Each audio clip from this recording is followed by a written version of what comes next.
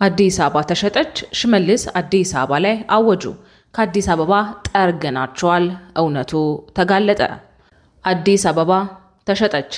ያለሽ መስሎሻል፣ በቁምሽ አልቀሻል ማለትስ አሁን ነው። ነዋሪዎቿ ባለቤት አልባ ሊሆኑ የታሪክ እጥፋት ላይ ተከስተናል። ከፖለቲካው የተገለለው አዲስ አበቤው ከተማ አልባ ሊሆን ተፈርዶበታል። እነ ሽመልስ አብዲሳ ቆርጠዋል። ከዓመታት በፊት አዲስ አበባን የኦሮሞ ለማድረግ የማትጠቅም ከተማ እናደርጋታለን ሲሉ የፎከሩት ኦህዴዶች እንደፎከሩትም ባለፉት ዓመታት አዲስ አበባውን ከመሃል አገር ገፍተው ወደ ዳር ከጣሉት በኋላ አዲስ አበባን የአንድ ብሔር የማድረግ ውጥናቸው ወደ ስኬት እየቀረበ ነው። የአብዛኞቹ ክልሎች ባለስልጣናትና ፖለቲከኞች እየተቃወሙት ቢሆንም የኦሮሞ ብልጽግና ግን ፊንፊኔ ሲል የሚያቆላምጣትን መናገሻ የኦሮሚያ ዋና ከተማ ለማድረግ ቆርጦ ተነስቷል። የአብይ አህመድ በአሚኮና በኦቢኤን ቴሌቪዥን ጣቢያዎች በተከታታይ የመከሰት ምክንያትም ይኸው ውጥን ነው።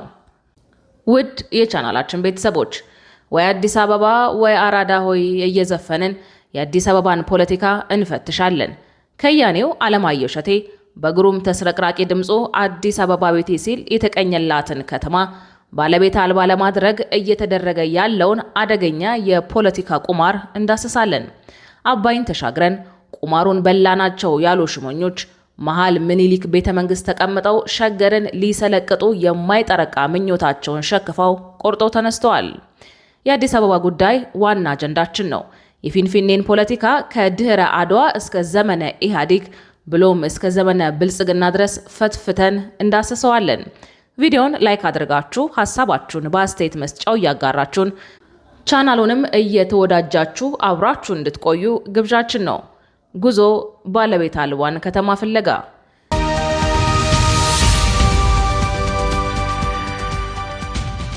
የአዲስ አበባ የባለቤትነት ጥያቄ በኢትዮጵያ ዘመናዊ የፖለቲካ ታሪክ ውስጥ እጅግ ስሜታዊ፣ ውስብስብና መዋቅራዊ ውዝግብ ከሚነሳባቸው ዋና ዋና አጀንዳዎች አንዱ ነው።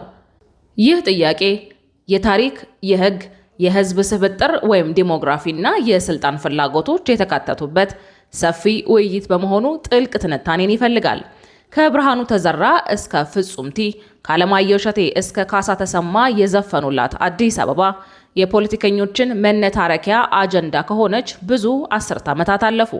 በተለይም የኦሮሞ ልሂቃን ፊንፊኔ እያሉ ስለሚጠሯት አዲስ አበባ እጅግ የከረረ አቋም በማራመድ ይታወቃል። ከ2010 ለውጥ በኋላ ኦህዴድ በትረ ስልጣኑን መጨበጡን ተከትሎ ደግሞ ታከለ ኡማም ሆኑ ኦቦ ለማ መገርሳ፣ አዳነችም ሆኑ ሽመልስ በተደጋጋሚ ወደ አደባባይ ብቅ በማለት አዲስ አበባን በተመለከተ ልብን ቀጥ የሚያደርጉ ንግግሮች አድርገዋል።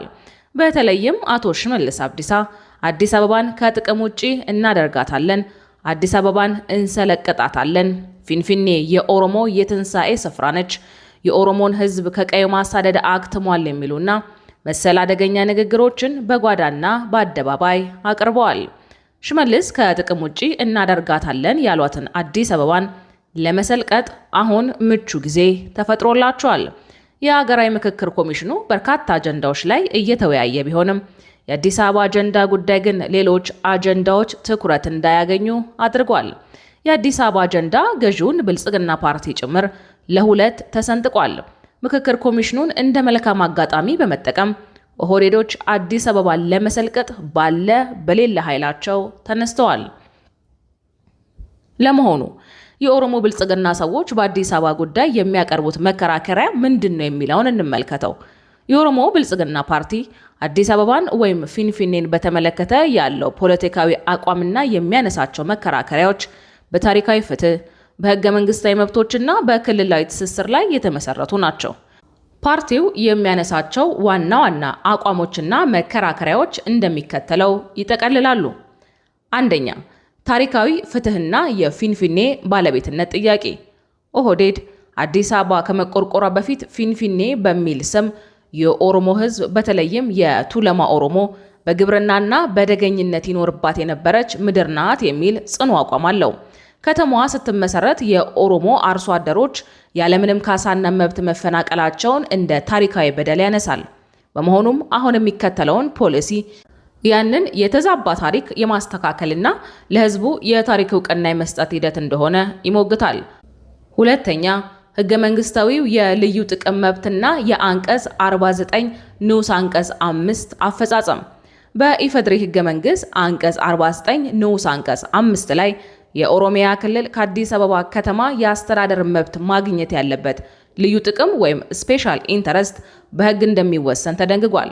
የኦሮሞ ብልጽግና ይህ የልዩ ጥቅም ጥያቄን ለዓመታት ሳይመለስ መቆየቱን በማንሳት በአሁኑ ወቅት የጋራ መገልገያዎችን ማደራጀት፣ የኦሮሞ ተወላጆች በከተማው የመሬትና የቤት ባለቤት እንዲሆኑ ማድረግ እንዲሁም የባህል ማዕከላትን መገንባት ህገ መንግስታዊ መብትን የማስከበር ጉዳይ ነው ይላል።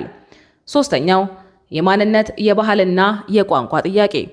አዲስ አበባ በጂኦግራፊ አቀማመጧ በኦሮሚያ ክልል እምብርት ላይ የምትገኝ በመሆኑ አፋን ኦሮሞ በከተማ ውስጥ የሥራ ቋንቋ እንዲሆን ወይም በስፋት እንዲያገለግል ይከራከራል።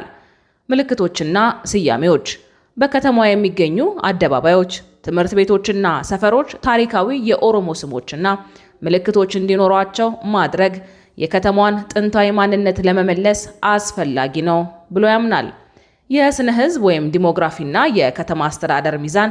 ቀደም ሲል በነበሩት አስተዳደሮች የኦሮሞ ተወላጆች በከተማዋ አስተዳደርና ውሳኔ ሰጭነት ላይ የነበራቸው ሚና አነስተኛ ነበር ይላል።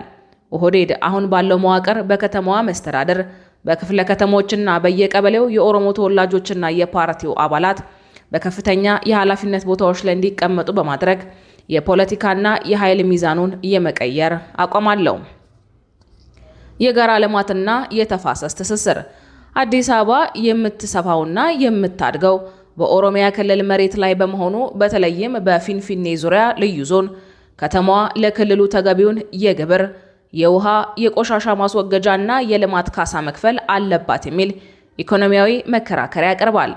ይህ የኦሮሞ ብልጽግና አቋም በአንድ በኩል የህዝብን መብት ማስከበርና ታሪካዊ ፍትህ ማምጣት ነው በሚሉ ደጋፊዎች ዘንድ ተቀባይነት ሲኖረው፣ በሌላ በኩል ደግሞ ከተማዋ የሁሉም ኢትዮጵያውያን የጋራ ናት፣ የህዝብ ስብጥርና በኃይል የመቀየርና የአንድን ወገን የበላይነት የመጫን አካሄድ ነው በሚሉ የተቃዋሚ ፖለቲካ ኃይሎች ነዋሪዎች ዘንድ ከፍተኛና ትችትና ተቃውሞ ይገጥመዋል። ሌላው የአዲስ አበባ ጉዳይ ሲነሳ መነሳት ያለበት የህገ መንግስት ክፍተት ጉዳይ ነው። በኢፌዴሪ ህገ መንግስት ውስጥ ስለ አዲስ አበባ የተቀመጡት ድንጋጌዎች ግልጽነት የጎደላቸው፣ እርስ በርስ የሚጋጩና ያልተሟሉ በመሆናቸው ለዘመናት ለዘለቀው የፖለቲካ ውዝግብና አለመረጋጋት ዋነኛ መንስኤ ተደርገው ይወሰዳሉ። ህገ መንግስቱ በአንቀጽ 49 ንዑስ አንቀጽ 1 ላይ አዲስ አበባ የፌዴራሉ መንግስት መዲና መሆኗን ይገልጻል። በአንቀጽ 49 ንዑስ አንቀጽ 3 ላይ ደግሞ የከተማዋ ነዋሪዎች ራሳቸውን በራሳቸው የማስተዳደር ሙሉ መብት እንዳላቸው ይደነግጋል። ከተማዋ የፌዴራል መንግስቱ እምብርት ብትሆንም በህገ መንግስቱ አንቀጽ 47 ላይ ከተዘረዘሩት የፌዴሬሽኑ አባል ክልሎች ወይም ስቴትስ አንዱ አይደለችም።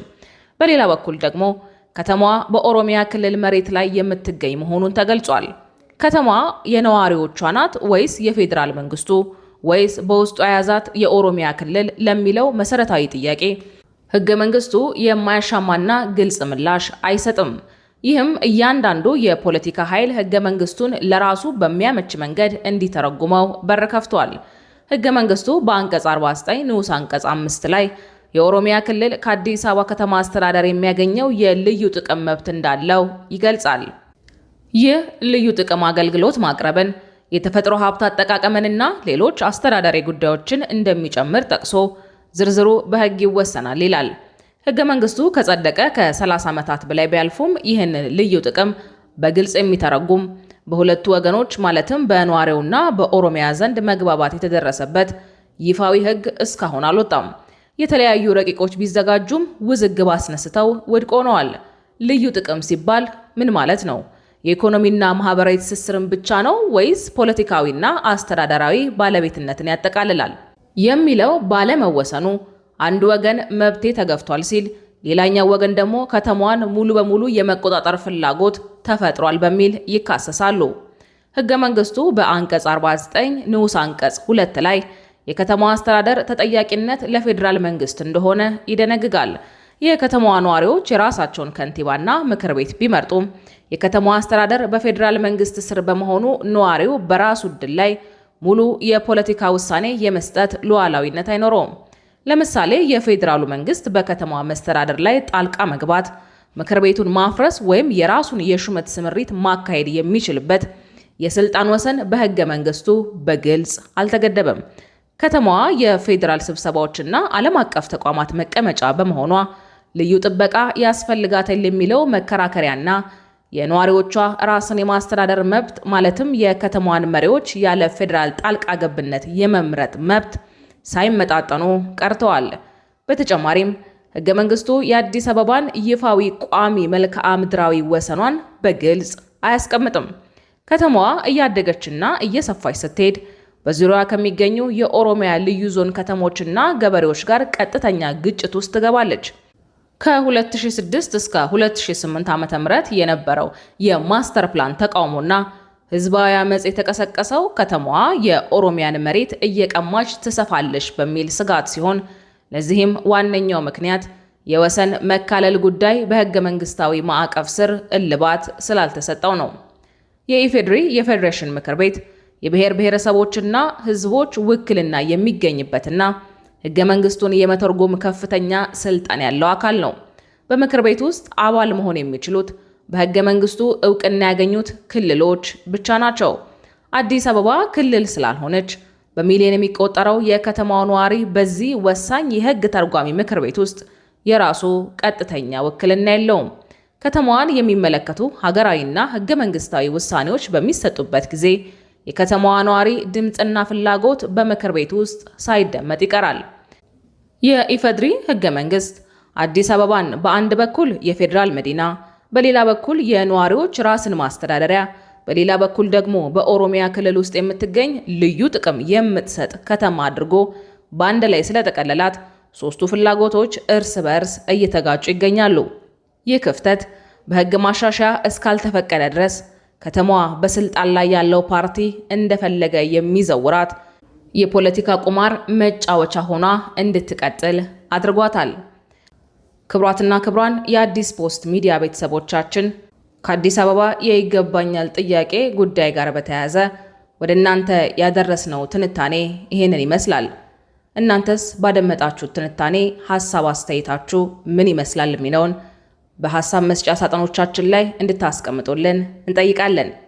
ይህንን ትንታኔ እስከ ፍጻሜው ድረስ ስላደመጣችሁ ከልብ እናመሰግናለን።